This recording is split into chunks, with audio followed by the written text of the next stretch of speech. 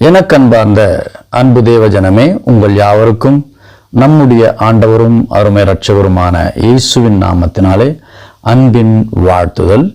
இன்று நாம் கவனிக்க இருக்கிறது சாமுவேலின் முடிவும் தாவீதின் தொடக்கமும். இங்கே சில காரியங்களை குறித்து கவனிக்க இருக்கிறோம். அன்பு தேவனுடைய பிள்ளைகள் வீடியோவை ஸ்கிப் பண்ணாமல் முழுமையாக பார்க்கும்படி உங்களை நான் அன்போடு கேட்டுக்கொள்கின்றேன்.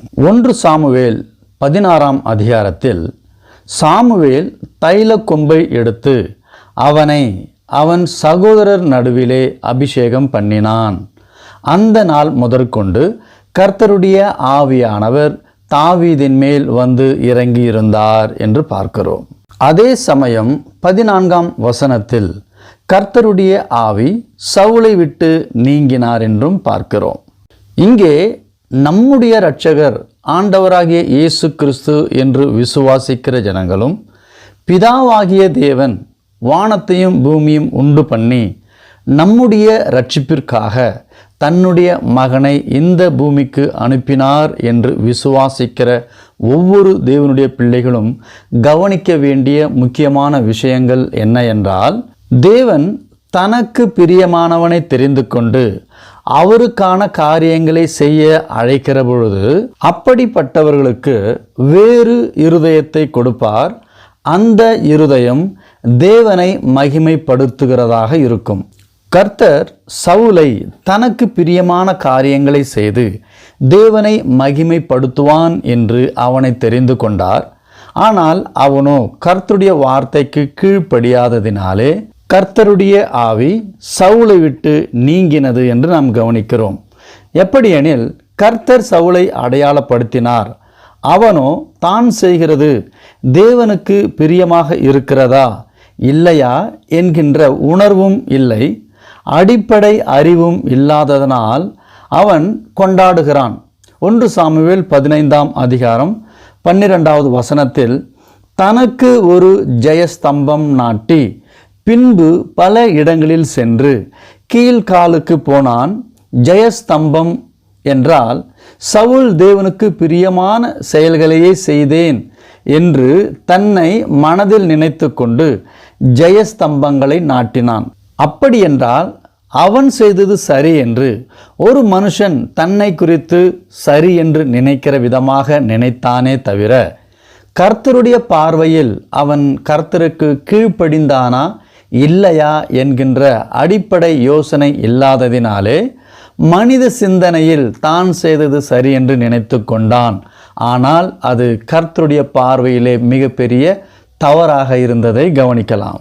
சவுல் தான் செய்ததை சரி என்று நினைத்தவன் எப்பொழுது அது தவறு என்று நினைக்கின்றான் என்றால், 1 சாமுவேல் 15ஆம் அதிகாரம் 23வது வசனத்தில் இரண்டகம் பண்ணுதல் பில்லிய சூன்யம் பாவத்திற்கும், முரட்டாட்டம் பண்ணுதல் அவபக்திக்கும், விக்கிரக ஆராதனைக்கும் சரியாக இருக்கிறது. தீர்க்கதரிசி சாமுவேல் சவுலை பார்த்து, நீர் கர்த்தருடைய வார்த்தையை புறக்கணித்தபடியினாலே அவர் உம்மை ராஜாவாய் இராதபடிக்கு புறக்கணித்து தள்ளினார் என்றான். அப்பொழுதுதான் சவுல் தான் பாவம் செய்ததாக உணர்கிறான். ஆண்டவராகிய இயேசு கிறிஸ்துவை தமக்கு சொந்த இரட்சகராக ஏற்றுக்கொண்ட ஜனங்களும், பிதாவாகிய தேவனை உலகத்தை உண்டு பண்ணினார் என்று விசுவாசிக்கிற ஒவ்வொரு தேவனுடைய பிள்ளைகளும் கர்த்தருடைய வார்த்தைக்கும் அவருடைய கட்டளைகளுக்கும் கீழ்ப்படுகிற பிள்ளைகளாக இருப்பதே உத்தமம், அதுவே நீதியானதும் கூட. இங்கே நாம் கவனிக்க வேண்டிய விஷயம், கர்த்தர் ஏன் சாமுவேலிடம் அமலேக்கு ஜனங்களை நிர்மூலமாக்க சொன்னார் என்றால், உபாகமம் 25ஆம் அதிகாரம் 17, 18, 19ஆம் வசனத்தில் இஸ்ரவேலர்கள் எகிப்து தேசத்திலே அடிமைகளாக இருக்கிற பொழுது பார்வோனுடைய கையுக்கும் அவர்களுடைய எதிரிகளுடைய கையுக்கும் தப்பி அவர்களை விலக்கி பாதுகாத்து கர்த்தர் இஸ்ரவேலர்களை செங்கடல் வழியாய் அவர்களை அழைத்து கொண்டு வருகிற பொழுது அமலேக்கு ஜனத்தார் சோர்ந்து போன பலவீனமாக இருந்த இஸ்ரவேல் ஜனத்தாரை அமலேக்கு ஜனத்தார் வந்து தங்கியிருந்த பலவீனர்கள் எல்லாரையும் வெட்டி சாய்த்தார்கள். இந்த சம்பவத்தை நினைத்திரு என்றார். எப்பொழுதும் இஸ்ரவேல் ஜனத்தார் அமலேக்கு செய்ததை நினைவில் வைத்துக்கொண்டு, இஸ்ரவேலர்களுக்கு சுதந்திரமாக கொடுக்கும் தேசம் உனக்கு கிடைக்கும் பொழுது உனக்கு சத்துருவான உன்னை சுற்றி உள்ள சகல புறஜாதியாரையும் நீ இளைப்பார பண்ணும்போது நீ அமலேக்கின் பேரை என்றால் அந்த ஜனத்தின் சந்ததியினரை வானத்திற்கு கீழாக இராதபடிக்கு அழிய பண்ண கடவாய், இதை மறக்க வேண்டாம். இந்த வாக்கை சாமுவேல் சவுலுக்கு சொன்னான். 1 சாமுவேல் 15ஆம் அதிகாரம் 3வது வசனத்தில், நீ போய் அமலேக்கை மடங்கடித்து அவனுக்கு உண்டான எல்லாவற்றையும் சங்கரித்து அவன் மேல் இரக்கம் வைக்காமல் புருஷரையும் ஸ்திரீகளையும் பிள்ளைகளையும் குழந்தைகளையும் மாடுகளையும் ஆடுகளையும் ஒட்டகங்களையும் கழுதைகளையும் கொன்று போட கடவாய் என்றார். கர்த்தருடைய வார்த்தையை சாமுவேல் மூலமாக அறிந்து கொண்ட சவுல் அதன்படியே செய்து கர்த்தருடைய நாமத்தை மகிமைப்படுத்தி இருக்க வேண்டும். ஆனால் சவுல் என்ன செய்கிறான் என்றால், இஸ்ரவேல் ஜனத்தாரோடு சேர்ந்து கொண்டு அமலேக்கின் ராஜாவாகிய ஆகாகையும் ஆடு மாடுகளின் முதல் தரமானவைகளையும் 2ஆம் தரமானவைகளையும் ஆட்டுக்குட்டிகளையும் நலமான எல்லாவற்றையும் அழித்து போட மனமில்லாமல் தப்ப வைத்து, மனுஷனுடைய பார்வையில் நலமானவைகள் என்று அறிந்து கொண்டு அதை தப்ப வைத்த காரணம் தேவனுக்கு பிரியமில்லாததாக இருந்தது. தப்ப வைத்ததால் சவுலின் பங்கும் அங்கு உள்ளது. ஏனெனில் ராஜ்யபாரம் அவன் கையில் இருக்கும் பொழுது தவறு எது நடந்தாலும் அது அந்த நாட்டின் அரசனையே சேரும் என்பதால் சவுலின் ராஜ்யபாரம் கிழிந்து போயிற்று. 1 சாமுவேல் 15ஆம் அதிகாரம் 28வது வசனத்தில், கர்த்தர் இன்று உம்மிடத்திலிருந்து இஸ்ரவேலின் ராஜ்யத்தை கிழித்து போட்டு என்று சொல்லுகிறான். நம்முடைய சேனலிலே யோசுவா புத்தகத்தை நாம் கவனிக்கிற பொழுது ஒரு சம்பவம் நடந்ததை நாம் மீண்டும் நினைவில் கொள்ளலாம். நாம் எல்லோரும் அதிகமாக கேட்ட தேவ செய்தி என்ன என்றால், எரிகோ மதில் இடிந்து விழுந்ததை பற்றி பேசுவதை கவனித்திருக்க முடியும். ஆனால் அந்த சம்பவத்தில் நாம் கற்றுக்கொள்ளும் பாடம் இன்னும் அநேக காரியங்கள் இருக்கிறது என்பதை நாம் மறக்கக்கூடாது. யோசுவா இஸ்ரவேல் ஜனங்களுக்கு சொன்ன வார்த்தை யோசுவா 6ஆம் அதிகாரம் 10வது வசனத்தில், நான் சொல்லும் நாள் மட்டும் நீங்கள் ஆர்ப்பரியாமலும் உங்கள் வாயினால் சத்தம் காட்டாமலும் இருங்கள். உங்கள் வாயிலிருந்து ஒரு பேச்சும் புறப்பட வேண்டாம்.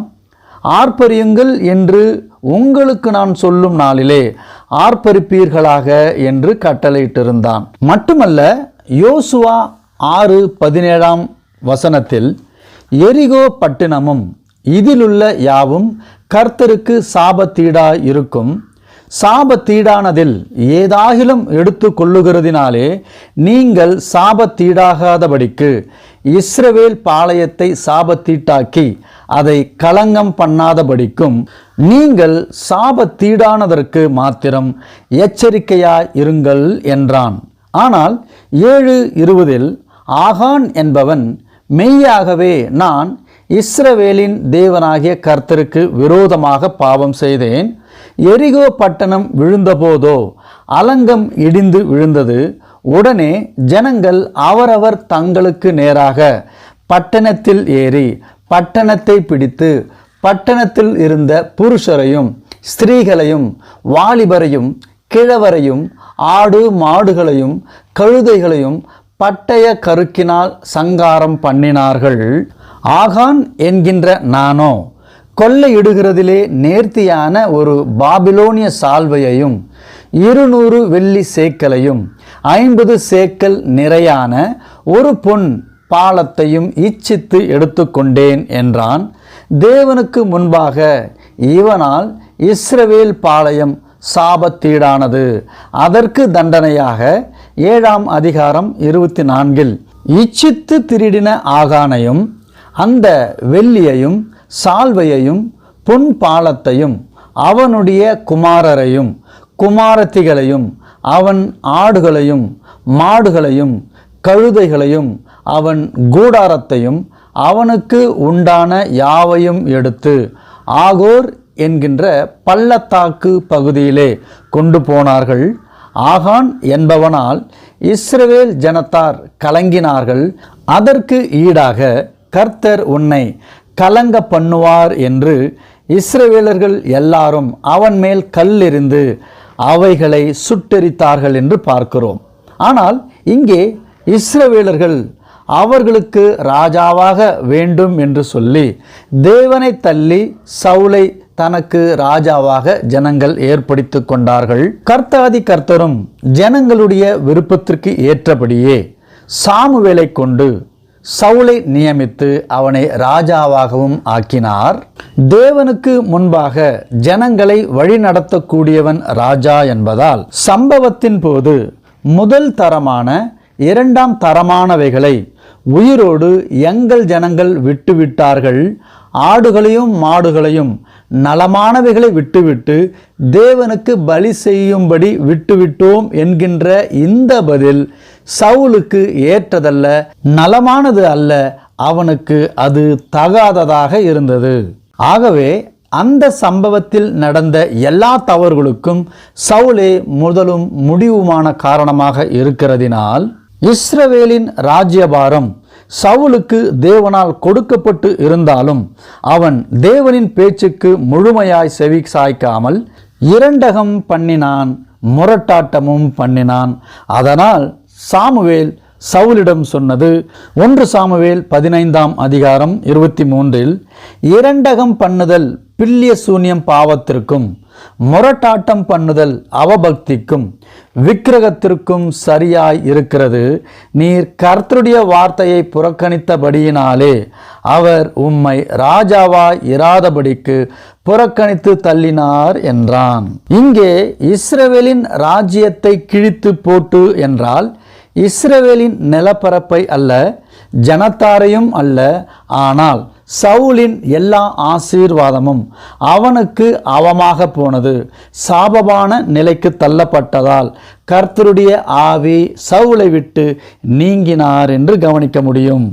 ஆண்டவராகிய இயேசு கிறிஸ்துவை சொந்த இரட்சகராக ஏற்றுக்கொண்ட ஒவ்வொரு தேவனுடைய பிள்ளைகளும் கவனிக்க வேண்டியது என்னவென்றால், கர்த்தர் நமக்கு கொடுத்த தாளந்து, பக்தி, வைராகியம் இதை சரியாக நல்ல விசுவாசத்தோடு ஆவியின் கனிகளை கொடுக்க மறக்காமல் நாம் கொடுக்க வேண்டும். அப்படி கொடுக்க மறந்து காரணங்களை காட்டி எந்த மனுஷனும் கர்த்தருடைய சந்நிதியில் நிலைத்திருக்க முடியாது. மட்டுமல்ல, ஆக்கினிலிருந்தும் தப்பிக்கவும் முடியாது.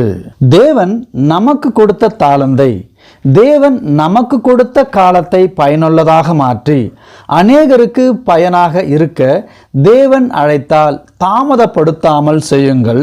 நமக்கு நல்லது, நமக்கு கெட்டது என்று மனிதனுடைய சிந்தனையில் யோசிக்காமல், அதாவது ஆகானை போல நாம் சிந்திக்காமல், அதே போல நலமானவைகள் என்று முதல் தரமானவைகளையும் இரண்டாம் தரமானவைகளை அழிக்க மனதில்லாமல் விட்டுவிட்டதை போல இது மனித சிந்தனை. தேவன் ஒன்றை வேண்டாம் என்று சொன்னால் விட்டு விடுவதே கர்த்தருக்கு பிரியமானது, நம்முடைய பார்வைக்கு நலமானது, தேவனுக்கு நலமானவைகள் அல்ல என்பதை நாம் உணர்ந்து கொண்டு அவர் நமக்கு கொடுத்த தாளந்தை பயன்படுத்த தவறினால் நம்மிடம் பிடுங்கி வேறொருவருக்கு தர அவர் சித்தமாக இருக்கிறபடியால் அவர் நாமம் மகிமைப்பட தேவனுக்கு சித்தமானதை செய்வோம். அடுத்த பதிவில் மீண்டும் சந்திப்போம். அதுவரை உங்களிடமிருந்து விடைபெறுகிறேன். கர்த்தருடைய நாமம் மகிமைப்படுவதாக. ஆமென்.